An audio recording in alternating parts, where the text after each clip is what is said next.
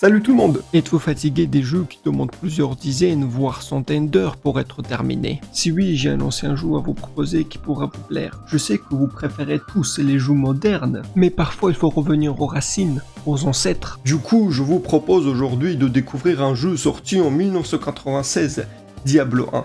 C'était l'époque où les premiers programmeurs préhistoriques attrapaient les bouts de code sur les mammouths et créaient des jeux non pas pour vous voler tout votre argent, mais pour partager une expérience originale. Diablo 1, c'est le Dark Fantasy. Autrement dit, un jeu avec une ambiance très sombre, une musique originale mais assez dépressive, qui renforce une atmosphère proche de l'horreur. Le sound design en général est fait pour mettre la pression et générer du stress. Si vous aimez ça, c'est vraiment bien réalisé. Mais si comme moi vous préférez la joie et la paix, vous pouvez toujours couper le son et mettre à côté un audio-livre ou un peu de jazz. Dans Diablo 1, notre principal ennemi, c'est le seigneur de terreur lui-même, enfermé dans un pierre d'âme. Pour se libérer, il faut que quelqu'un prenne cette pierre et l'enfonce dans son propre front. Mais qui ferait ça dans son plein gré? Eh bien, dans l'histoire, Diablo manipule l'archevêque Lazarus, le conseiller du roi Léoric. Comment a-t-il réussi à le mettre dans son côté? Mystère. Mais peut-être qu'il lui a juste offert une petite village remplie des soucoupes.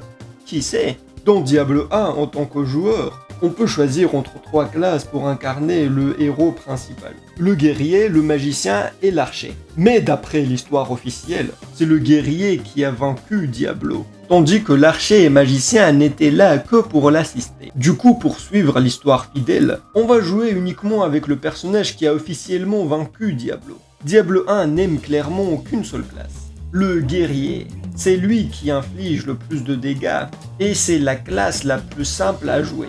Diablo a passé l'éternité à étudier la magie de feu, l'invocation de démons, la nécromancie, l'asservissement des âmes et tout ce genre de choses.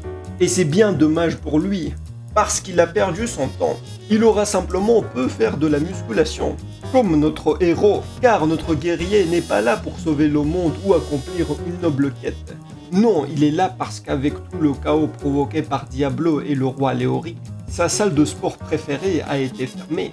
Alors il se dit que si lui ne peut plus s'entraîner comme il veut, eh bien il va s'entraîner sur eux. Démons, soucoupes, squelettes, zombies, diablotins, toute la vermine infernale.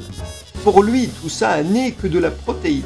Alors il a enfilé son slip préféré, a attrapé son épée fétiche, et c'est parti pour l'entraînement. Ce que j'aime dans Diablo, par rapport aux plupart de jeux, et même aux suites de la série, c'est qu'il n'y a que l'essentiel, accompagné d'un excellent système de hasard. Résultat, on peut les terminer en quelques jours, sans devoir y passer des dizaines, voire des centaines d'heures, comme dans beaucoup d'autres jeux. Bien sûr, il faut garder en tête que c'est un jeu très ancien, et beaucoup de ses mécaniques ont vraiment vieilli. De nombreuses choses ne sont tout simplement pas prévues. Par exemple, on ne peut pas simplement cliquer une fois sur un ennemi pour que l'héros l'attaque automatiquement. Il faut cliquer à chaque coup. Ou encore, au puits qui redonne de la mana, impossible de cliquer une seule fois pour le récupérer entièrement. Il faut cliquer des dizaines de fois pour tout remplir. En fait, dans Diablo, on passe son temps à cliquer frénétiquement. Et je me suis dit que si on termine le jeu plusieurs fois d'affilée, on risque presque d'attraper un cancer du doigt. Mais pour son époque, Diablo était l'un des jeux le plus populaires, avec des mécaniques véritablement révolutionnaires. À mon avis, il faut y jouer au moins une fois, ne serait-ce que pour découvrir ce qui a marqué tout un genre. Si vous êtes un vrai patient de jeux vidéo,